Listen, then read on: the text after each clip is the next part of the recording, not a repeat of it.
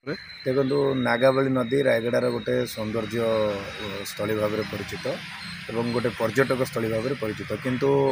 गत दिन में किसी गाँ रायगड़ार सहर को एवं पहाड़ अंचल जो गाँ गुड़ाक अच्छी जोगाजोग करने गोटे झोला ब्रिज सरकार तरफ करा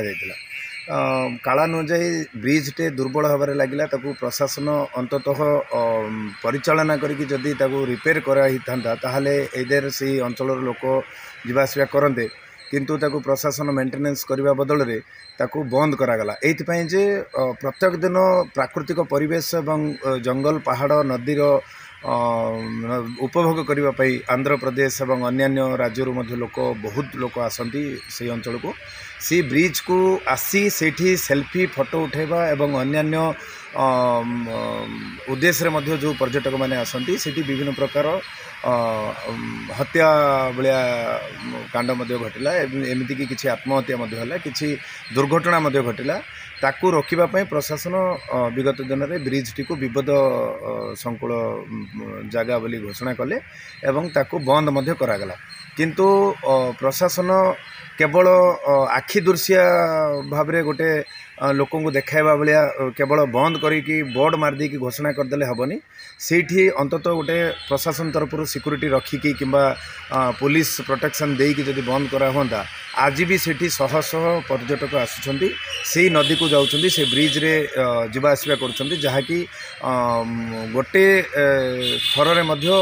शह शह लोक मृत्युवरण कर संभावना रही से सेल्फी फोटो उठाउछन्ति से ब्रिज देकी नदी को गला बेले विपद संकुल अवस्था लोक जीवा आसवा कर तेणुक प्रशासन जदि सेठी अंतत ब्रिज सम्मुखें कंक्रीट बाड़ लगाई पुलिस प्रोटेक्शन देकी जदि बंद कराता किंबा जो पर्यटक माने विपद संकुल अवस्था को जाऊँच से विरोध में दृढ़ कार्यानुष्ठान निया हुआ ताहले हुए तो लोकंर जीवन बंची था एवं से पर्यटक स्थलीटा गोटे जमती कि अपदस्थ हो न था कहीं से विपद संकुल अवस्था करने द्वारा प्राकृतिक परिवेश जो सौंदर्य स्थिति देखापी आसटा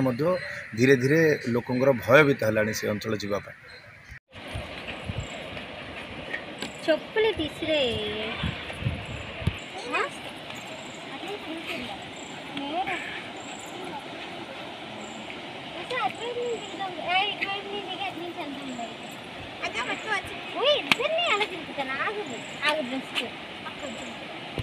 ट्वेल्व मेंबर्स వచ్చాము ఇక్కడ విజిటింగ్ స్పాట్ ఏమైనా ఉందా అంటే ప్రతి ఒక్కరు